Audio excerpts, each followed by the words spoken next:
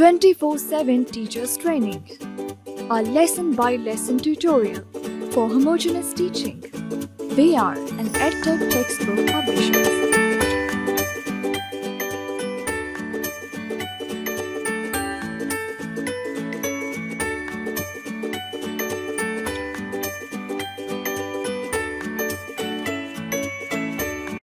बिस्मिल्लाहिर्रहमानिर्रहीम। अस्सलाम वालेकुम मोहतरम टीचर, स्नो मैन पब्लिशर्स की जानिब से खुश आमदीद। ये सेशन तीसरी जमात की वाक़िफ़ियत आमा के बाब नंबर 8 पर है। उन्वान है खुराक। आइए एक नज़र डालते हैं हासिलात ताल्लुम पर।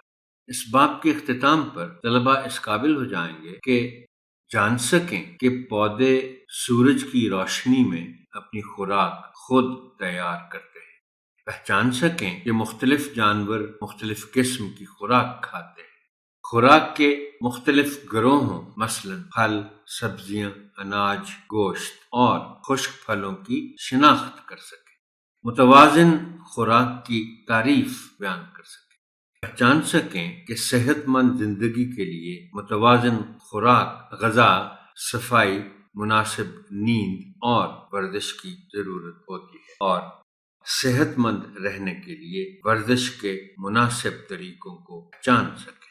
बच्चों को बाब के उन्वान तक ले जाने के लिए और उनकी किताबें खुलवाने से पहले आप एक मौजू तमहीद उठाएंगे, बाब के उन्वान का ऐलान करेंगे और फिर किताबें खुलवाएंगे। तमहीद उठाने के लिए दर्ज झैल निकात पेश हैं, ताहम ये हर्फ आखिर नहीं है। बेहतर से बेहतर तमहीद के लिए आपकी फिक्री जुस्तजू जारी रहनी चाहिए। बच्चों से पूछें कि पिछले बाब में इंसानों की 3 बुनियादी ज़रूरियात की बात हुई थी। उनसे पूछें कि कौन सी बुनियादी ज़रूरियात इंसानों और जानवरों दोनों की है। देखिए मोहतरम टीचर, पिछले बाब में भी ये बात हुई थी कि बुनियादी ज़रूरियात इंसानों की जो है वो खुराक है, रिहाइश है और लिबास है। लेकिन इन तीनों में से माफ़ कीजिएगा, इन तीनों बुनियादी ज़रूरियात में से जो एक ज़रूरत इंसानों और जानवरों दोनों की है वो खुराक है।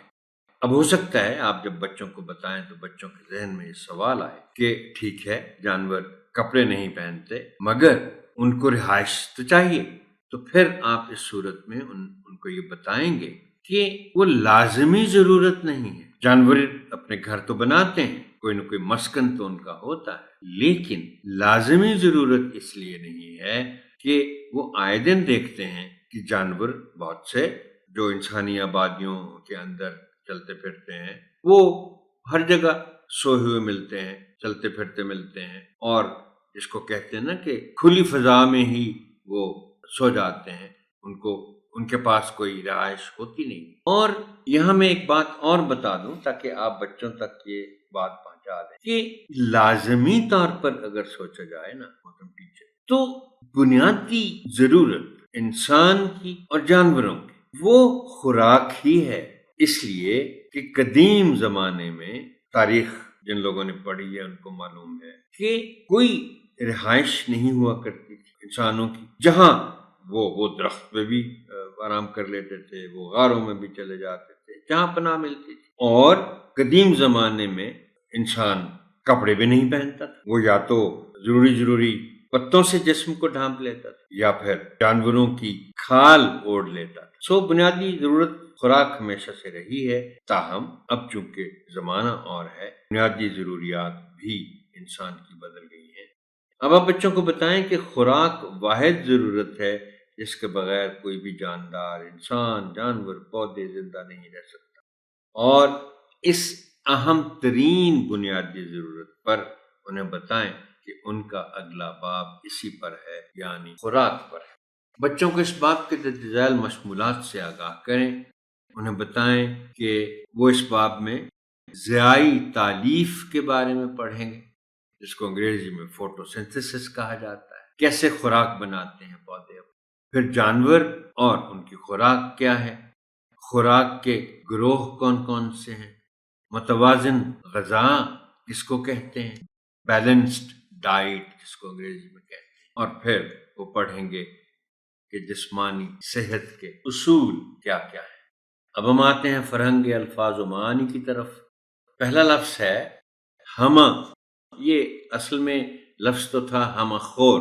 میں نے دونوں الفاظ کو، یہ مرکب لفظ تھا اور یہ فارسی سے آیا ہے، میں نے ہمہ اور خور کو الگ الگ کر کے اس فہرست میں شامل کیا ہے تاکہ اس کے معنی بہتر طریقے سے بچے سمجھ پائیں. ہمہ کے معنی ہے سب کچھ یا تمام چیزیں، اور خور کھانے والا. تو ہمہ خور ہو گیا سب کچھ کھانے والا. غذائیت بڑھوتری اور صحت کے لیے ضروری، یعنی افزائش کے لیے ضروری.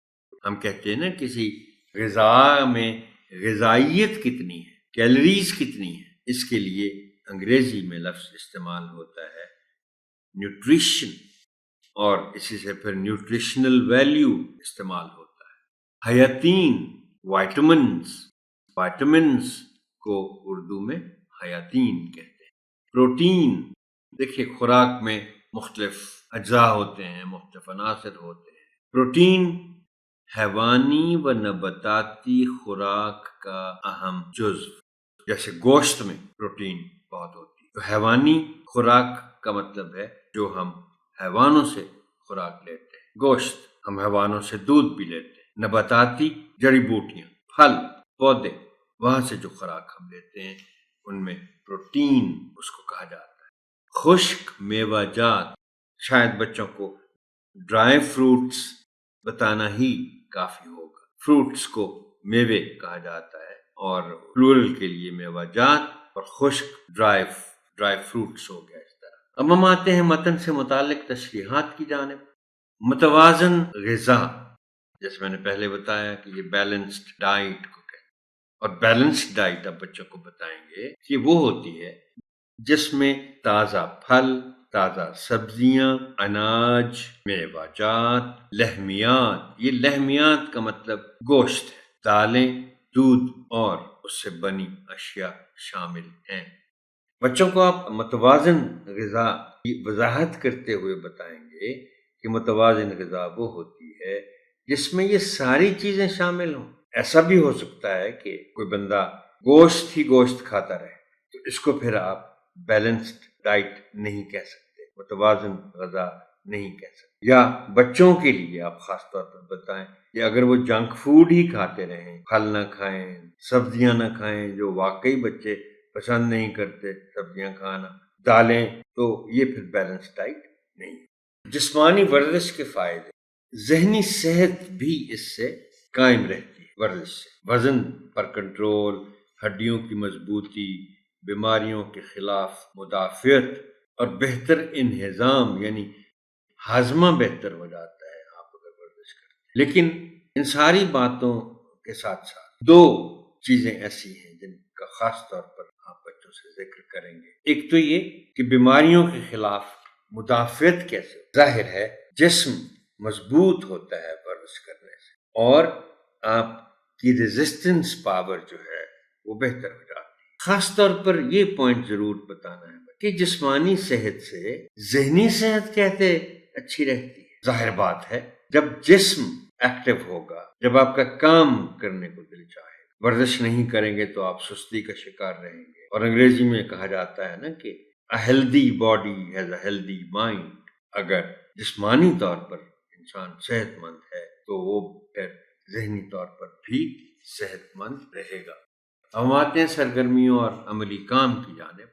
یہ صفحہ نمبر 65 پر جس کا حاصل تعلم نمبر 3 ہے، یہ ہے کہ صفحہ کے آخر میں آپ نے کتاب کھول لی ہوگی اب تک. سرگرمی ہے نیچے دی گئی تصاویر میں ہر خوراک کے اہم غذائی اجزاء کے نام لکھیں. اب پہلے تو آپ دی گئی، ان تینوں میں سے دی گئی ہر خوراک کی پہچان کرو. آسان ہے، بچے ضرور پہچان لیں گے یہ کیا کیا چیزیں. اس کے بعد بچوں کو آپ بتائیں کہ اہم غذائی اجزاء کے معنی کیا ہیں، مطلب کیا ہے اس کا. بہتر اس کے کہ وہ اہم غذائی اجزاء تلاش کریں اور لکھیں. ان کو معنی تو معلوم ہو نا کہ اہم غذائی اجزاء، نیوٹرینٹس، امپورٹنٹ نیوٹرینٹ. پھر آپ یہ ایسا نہیں ہو سکتا محترم ٹیچر کہ آپ نے کتاب کھول لی اور بچوں کا کہ ہاں بھائی یہ کرو، ویسے بھی یہ دیکھیں نا، تصویر کے نیچے ایک چھوٹا سا بلاک بنایا ہوا ہے اور ان کو کہا جا رہا ہے کہ وہ اہم غذائی اجزاء کے نام لکھیں۔ ان کو یہ جگہ کافی نہیں ہے۔ بچوں کو چند دن کا وقت دیں جس میں وہ انٹرنیٹ سمیت مختلف ذرائع سے معلومات اکٹھی کریں، پھر بچوں سے کہیں کہ وہ دی گئی ہر خوراک کے اہم غذائی اجزاء اپنی کاپیوں میں لکھیں اور پھر آپ ان کے کام کی جانچ کریں۔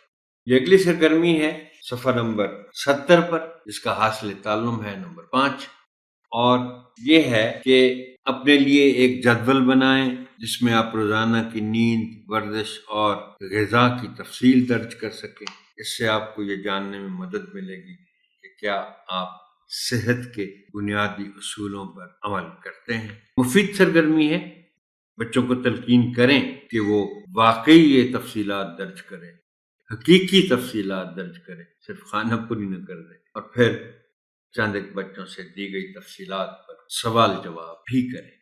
محترم ٹیچر، یہ سیشن یہاں تک ہی۔ آپ کی سماعت کا شکریہ۔ اللہ حافظ۔